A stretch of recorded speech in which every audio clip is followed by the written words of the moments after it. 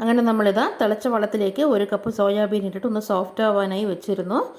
ആ തിളച്ച വെള്ളത്തിൽ നിന്നും 5 മിനിറ്റിന് ശേഷം സോയാബീൻ എല്ലാം ഒരു പാത്രത്തിലേക്ക് മാറ്റി കൊടുത്തിട്ട് ഒന്ന് തണുക്കാനായി വെച്ചിരുന്നു കേട്ടോ. അപ്പോൾ വീണ്ടും ഒരു 5 മിനിറ്റ് തണുത്തതിന് ശേഷം നമ്മളിതാ ആ സോയാബീൻ്റെ ബാക്കിയുള്ള വെള്ളമെല്ലാം നന്നായി കൈകൊണ്ട് പിഴിഞ്ഞ് എടുത്ത ശേഷം ഒരു മിക്സി ജാറിലേക്ക് ഇട്ടിട്ട് ഇത് അതേപോലെ പൊടിച്ചെടുത്തിട്ട് വന്നിട്ടുണ്ട് കേട്ടോ. നമ്മുടെ സോയാബീനിന് ഒട്ടും വെള്ളം ഉണ്ടാകാൻ പാടില്ല. അത് വെള്ളമെല്ലാം പിഴിഞ്ഞെടുത്ത ശേഷം വേണം, തണുത്തതിന് ശേഷം വേണം നമ്മളിത് മിക്സി ജാറിലിട്ടിട്ട് ഇത് അതേപോലെ പൊടിച്ചെടുക്കാനായിട്ട്. ഇനി നമുക്ക് കീമ മസാല ഉണ്ടാക്കാനായിട്ട് തുടങ്ങാം. നമ്മുടെ ചപ്പാത്തിക്കും പൂരിക്കും എല്ലാത്തിനെയും കൂടെ നല്ലൊരു കോമ്പിനേഷനാണ് നമ്മുടെ ഈ കീമ മസാല. അപ്പോൾ നമുക്ക് കീമ മസാല ഉണ്ടാക്കാനായിട്ട് തുടങ്ങാം. അതിനായിട്ട് ഞാനിത് അവിടെ ഒരു പാൻ അടുപ്പത്ത് വെച്ചിട്ട് അതിലേക്ക് ഒരു 2 ടേബിൾ സ്പൂൺ സൺഫ്ലവർ ഓയിൽ ഒഴിച്ച് കൊടുത്തിട്ടുണ്ട്. അത് ചൂടായി വന്നത് നമുക്കിതിലേക്ക് നമ്മുടെ ഈ സ്പൈസസ് ഇട്ട് കൊടുക്കാം. നമ്മൾ എടുത്തു വെച്ചിരുന്ന ഏലക്ക, പട്ട, ഗ്രാമ്പു, കസ്കസ് ഇത് 4ഉം കൂടെ നമുക്ക് അതിലേക്ക് ചേർത്ത് കൊടുക്കാം.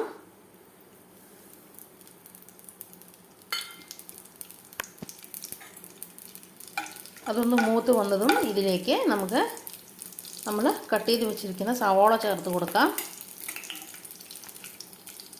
നമ്മൾ ചെറുതായി കട്ട് ചെയ്ത് വെച്ചിരിക്കുന്ന ഒരു മീഡിയം സൈസ് സവാളയും ഒരു 3 പച്ചമുളകും കൂടെ ചേർത്ത് കൊടുക്കാം.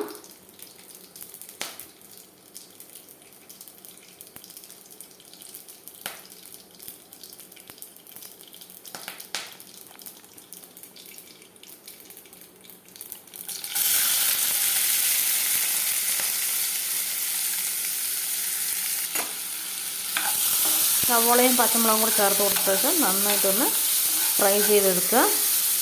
നന്നായിട്ടൊന്ന് വഴറ്റി കൊടുക്കാം.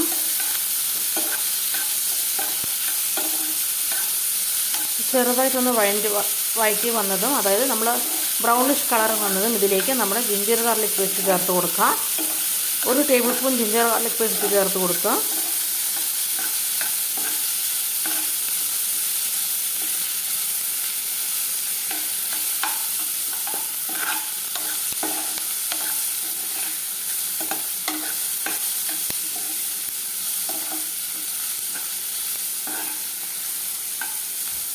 ഞാനിവിടെ ചെറിയ പച്ചമുളക് ആയതുകൊണ്ടാണ് 3 ചേർത്തിട്ടുള്ളത്. നമ്മൾ ഇതിലേക്ക് 1 ടേബിൾ സ്പൂൺ കാശ്മീരി മുളക് പൊടിയും കൂടെ ചേർക്കുന്നുണ്ട്. അപ്പോൾ നിങ്ങൾ വലിയ പച്ചമുളകാണ് എടുക്കണമെങ്കിൽ 1 മതിയാവും. ഞാനിവിടെ ചെറുതായത് കൊണ്ടാണ് 2 ചേർത്തിട്ടുള്ളത്. ഇതിലേക്ക് മുളക് പൊടിയും കൂടെ ചേർക്കുന്നത് കൊണ്ട് പച്ചമുളക് നോക്കിയിട്ട് വേണം നമുക്കിതിലേക്ക് ചേർത്ത് കൊടുക്കാനായിട്ട്.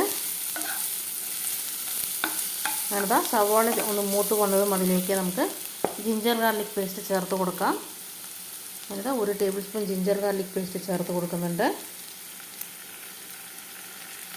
ജിഞ്ചർ ഗാർലിക് പേസ്റ്റ് ചേർത്ത് കൊടുത്തതിന് ശേഷം നന്നായിട്ടൊന്ന് വഴറ്റിയെടുക്കുക കേട്ടോ.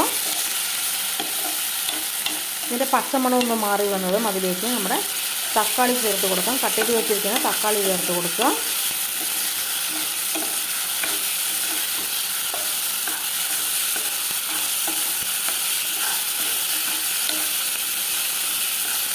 അങ്ങനെ 5 മിനിറ്റ് കഴിഞ്ഞിട്ടുണ്ട്. ഇനി ഇതിലേക്ക് നമുക്ക് തക്കാളി ചേർത്ത് കൊടുക്കാം.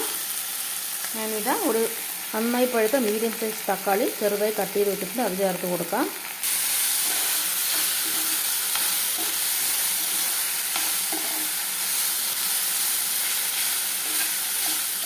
ഇനി ഇതിലേക്ക് ഒരു 5 മിനിറ്റ് കഴിഞ്ഞിട്ടുണ്ട്. തക്കാളിയും ചേർത്ത് കൊടുത്തിട്ട് ഒരു 5 മിനിറ്റ് കഴിഞ്ഞിട്ടുണ്ട്. ഇനി ഇതിലേക്ക് നമ്മുടെ ഗ്രീൻ പീസ് ചേർത്ത് കൊടുക്കുക കേട്ടോ. ഞാനിവിടെ 1/2 കപ്പ് ഫ്രഷ് ഗ്രീൻ പീസ് എടുത്തിട്ടുണ്ട്. ഫ്രോസൺ ഗ്രീൻ പീസാണ് എടുത്തിട്ടുള്ളത്.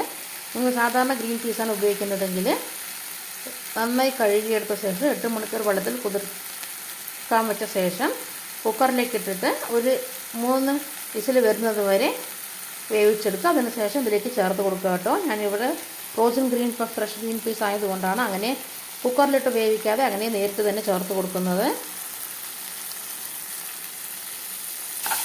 ഗ്രീൻ പീസും കൂടെ ചേർത്ത് കൊടുത്ത ശേഷം വീണ്ടും ഒന്നുകൂടെ വഴറ്റിയെടുക്കുക.